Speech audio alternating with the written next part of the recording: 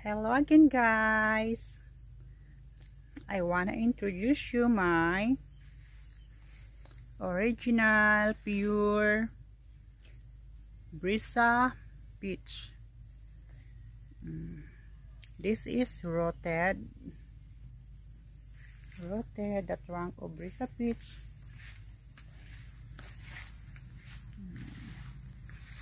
It's rooted and full of flower.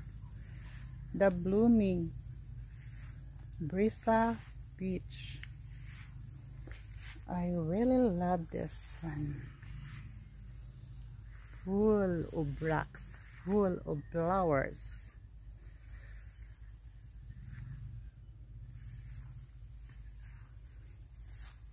And look at the leaves.